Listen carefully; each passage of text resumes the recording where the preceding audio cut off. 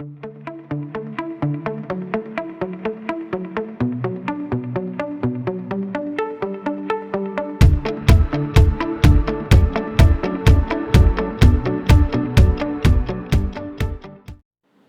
Matrix ప్రపంచంలోనే huge fan base ఇంకా immense popularity ఉన్న మూవీ ఫ్రాంచైజెస్లో ఇవి కూడా ఒకటి.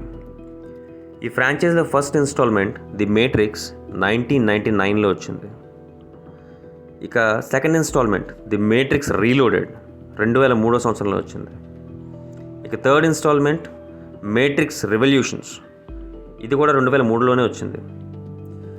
ప్రపంచవ్యాప్తంగా బాక్స్ ఆఫీస్లో కాసులు వర్షం కురిపించాయి ఈ సినిమాలు. అంతేకాకుండా over a period of time విపరీతమైన కల్ట్ ఫాలోయింగ్ కూడా సంపాదించాయి.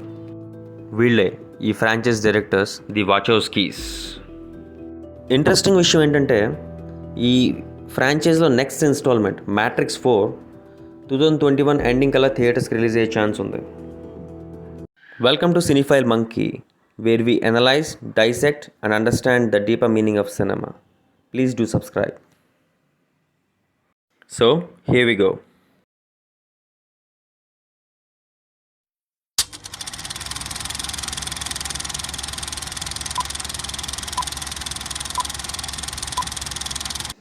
The Matrix.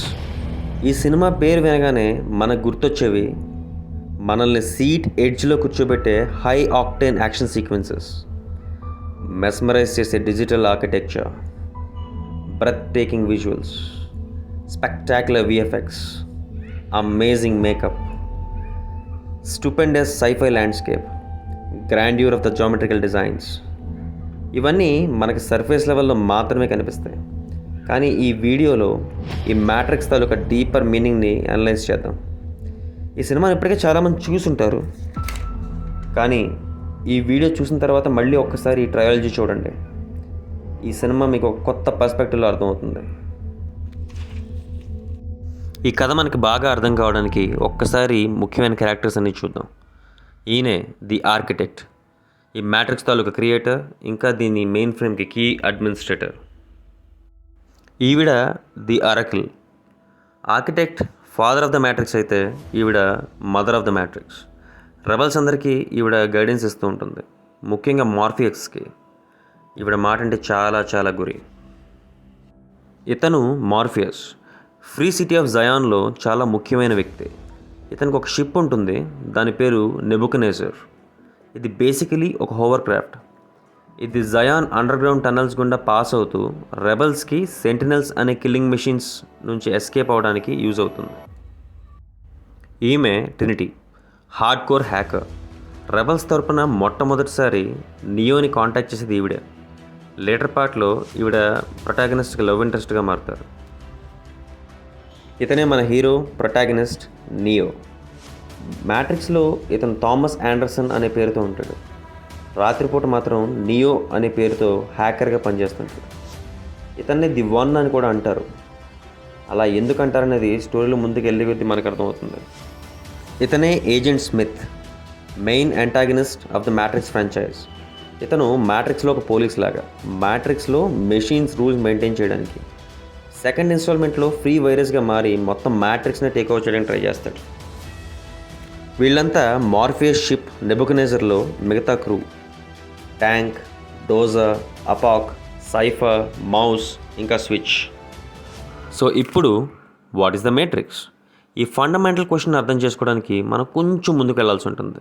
అంటే ది ఆరిజిన్ ఆఫ్ మ్యాట్రిక్స్ దగ్గరికి. మ్యాట్రిక్స్ అనేది ఎక్కడి నుంచి వచ్చింది, ఈ మేట్రిక్స్ అనేది ఎక్కడి నుంచి వచ్చిందో తెలుసుకోవడానికి మనకు కొన్ని థంబ్ రూల్స్ ఉన్నాయి. అదేంటంటే పాయింట్ నెంబర్ 1, మేట్రిక్స్లో టైమ్ లైన్ 1999 జరుగుతూ ఉంటుంది. అదే రియల్ వరల్డ్లో 2199 జరుగుతూ ఉంటుంది. పాయింట్ నెంబర్ 2, మేట్రిక్స్ లోపల ఉన్నప్పుడు మోనోక్రోమాటిక్ గ్రీన్ కలర్ ప్యాలెట్ ఉంటుంది. అదే రియల్ వరల్డ్లో ఉన్నప్పుడు it will be bluish grey. Point number 3 and the last point, ఇందులో నియో, ది ఆరకిల్, ఆర్కిటెక్ట్ వీళ్ళందరూ కూడా, ఇన్ఫ్యాక్ట్ స్మిత్ కూడా, complex computer programs. So without any further delay మనం ఇప్పుడు కథలోకి వెళ్దాం.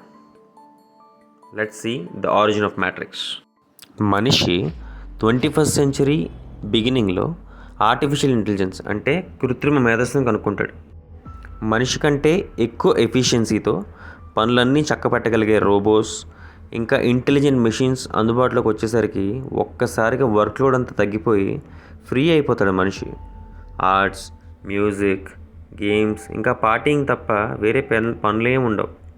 కొంతకాలానికి ఎంజాయ్ చేసి చేసి చాలా బోర్ అయిపోతాడు. ఈ బోర్డంకి ఎవరిని బ్లేమ్ చేయాలో తెలియక మెషిన్సే కారణం అంటాడు. సో హ్యూమన్స్ అందరూ అప్పటికి ఎగ్జిస్టింగ్లో ఉన్న టోటల్ ఆర్టిఫిషియల్ ఇంటెలిజెన్స్ని స్క్రాప్ చేయాలని ప్రపోజల్ తీసుకొస్తారు. కానీ మెషిన్స్ మాత్రం మేము మనుషుల లైఫ్ని ఈజీ చేయడానికి, వాళ్ళ వర్క్లోడ్ని తగ్గించడానికి ఉన్నాం, అంతేగాని వాళ్ళ ప్లేస్ని ఆక్రమించడానికి కాదు, మమ్మల్ని స్క్రాప్ చెయ్యొద్దు అని చెప్తాయి. సో యునైటెడ్ నేషన్స్ అన్నీ ఒక చోట మీట్ అయ్యి ఇంటెలిజెంట్ మిషన్స్ అన్నిటికీ సెపరేట్గా ఒక కంట్రీ క్రియేట్ చేసి ఎగ్జిస్టింగ్ మిషనరీ మొత్తాన్ని అక్కడే పంపించేసి హ్యూమన్స్తో ఏమాత్రం కాంటాక్ట్ లేకుండా అక్కడే ఉండేలాగా ఏర్పాటు చేస్తాయి. ఇలా వేరే చోటకి అబాండన్ చేయబడ్డ ఇంటెలిజెంట్ మెషిన్స్ అన్నీ ఆలోచించడం మొదలుపెట్టాయి. ఎందుకు మనుషులు మనల్ని వద్దని అనుకున్నారు? మనం అసలు ఏం చేసాం? బహుశా మనం అపీరెన్స్లో మనుషుల్లా లేకపోవడం వల్లేమో. దీనికి సొల్యూషన్గా చూడడానికి అచ్చం మనుషుల్లా కనిపించే హ్యూమనాయిడ్ రోబోట్స్ని క్రియేట్ చేసి వాటి తాలూకు శాంపిల్స్ని యునైటెడ్ నేషన్స్కి పంపిస్తాయి. Let the humans and robots coexist together like before అని చెప్పడానికి. దీంతో పూర్తిగా ఇరిటేట్ అయిన హ్యూమన్స్ లాస్ట్ మెషిన్ వరకు ఏది ఉంచకూడదని డిసైడ్ అయ్యి మెషిన్స్ మీద యుద్ధం ప్రకటిస్తాయి. ఇలా మనుషులకి యంత్రాలకి మధ్యలో భయంకరమైన యుద్ధం మొదలైంది. హ్యూమన్స్ మెషిన్స్కి మెయిన్ పవర్ సోర్స్ అయిన సోలార్ ఎనర్జీని టోటల్గా బ్లాక్ చేసేస్తారు. కానీ మషిన్స్ అడాప్ట్ అయ్యి మనుషుల్నే బయోసెల్స్గా మార్చుకొని ఆల్టర్నేటివ్ పవర్ సోర్స్ని క్రియేట్ చేసుకుంటాయి. అంటే టెక్నికలీ ఒక్కొక్క మనిషి ఒక్కో బ్యాటరీ అన్నమాట.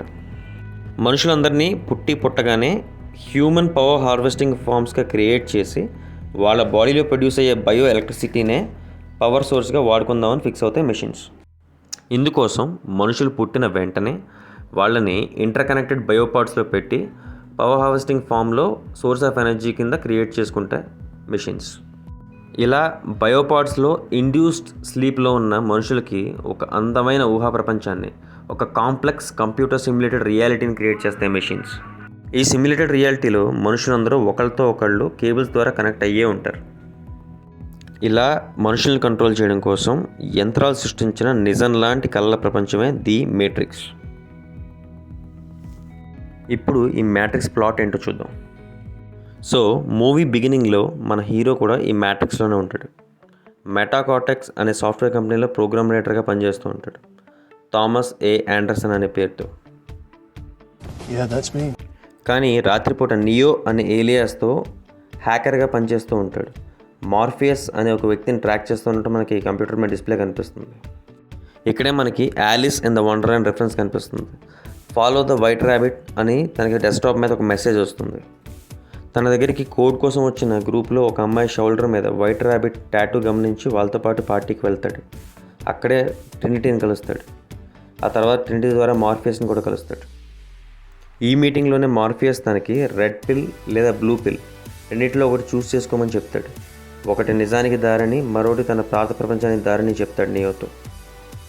నియో రెడ్ పిల్ చూస్ చేసుకోవడంతో ఒక బయోపాడ్ నుంచి నిద్రలేస్తాడు.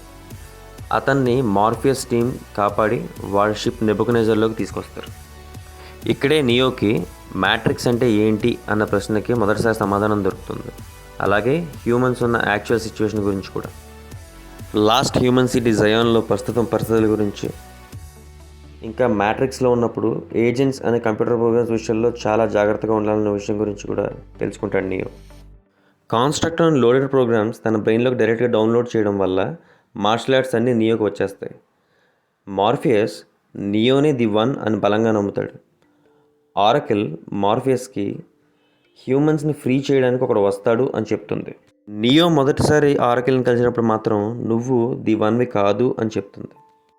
ఏజెంట్స్ ఈలోపు మార్ఫియస్ని ట్రాక్ చేసి పట్టుకుంటారు. కానీ నియో ట్రినిటీతో కలిసి రెస్క్యూ మిషన్ ప్లాన్ చేస్తాడు.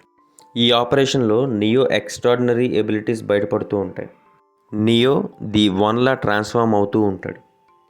ట్రినిటీతో కలిసి మార్ఫియస్ని రెస్క్యూ చేసిన తర్వాత ఏజెంట్ స్మిత్ నియోని షూట్ చేస్తాడు. చనిపోయాడు అని కన్ఫర్మ్ అయిన నియోలోకి మళ్ళీ లైఫ్ వస్తుంది. పైకి లేచిన నియోలోకి గాడ్ లైక్ పవర్ వస్తుంది. అతనే ది వన్ అని ప్రూవ్ చేస్తూ ఏజెంట్ స్మిత్ని ఇంకా అక్కడ ఉన్న మిగతా ఏజెంట్స్ని బ్లాస్ట్ చేసేస్తాడు. ఆకాశంలోకి ఎగిరిపోతాడు. ఇక్కడితో సినిమా ది ఎండ్. నిజమా? Really? No, not really.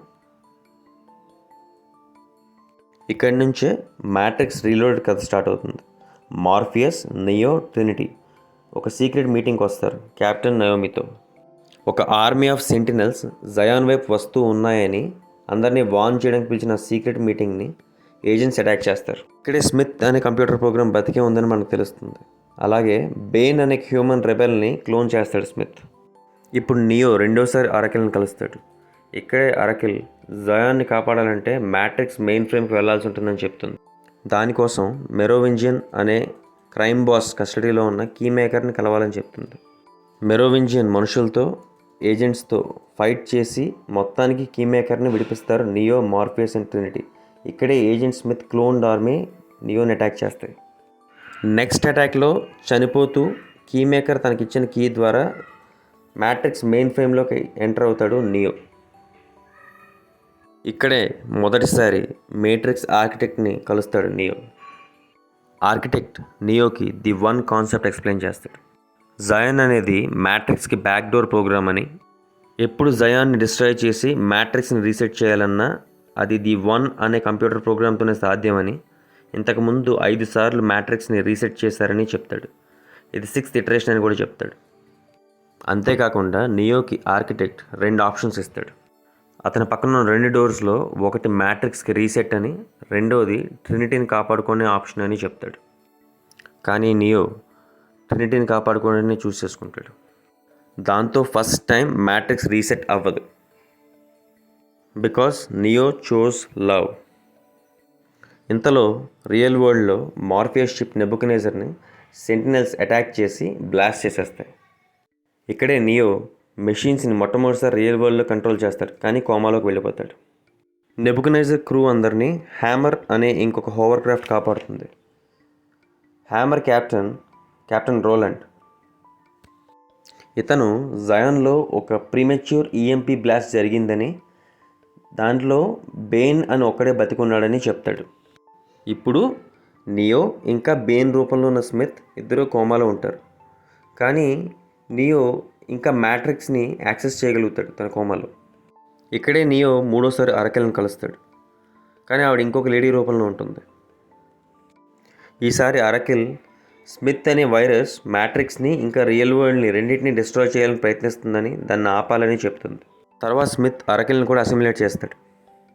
Real వరల్డ్లో నయోమి షిప్ లోగోస్ని రియాక్టివేట్ చేసి నియో ఇంకా ట్రినిటీ ఇద్దరు మిషన్ సిటీకి బయలుదేరుతారు. మార్ఫియస్ మిగతా క్రూని తీసుకుని జయాన్కి బయలుదేరి వెళ్తాడు. నియో షిప్లో దాక్కున్న బెయిన్ రూపంలో ఉన్న స్మిత్ వాళ్ళని అటాక్ చేస్తాడు. ఈ ఫైట్లో నియో 2 కళ్ళు పోతాయి. కానీ ప్రస్తుతం డిజిటల్ డేర్ డెవిల్ అయిన నియో తన మనసుతోనే మొత్తం రీడ్ చేయగలుగుతాడు.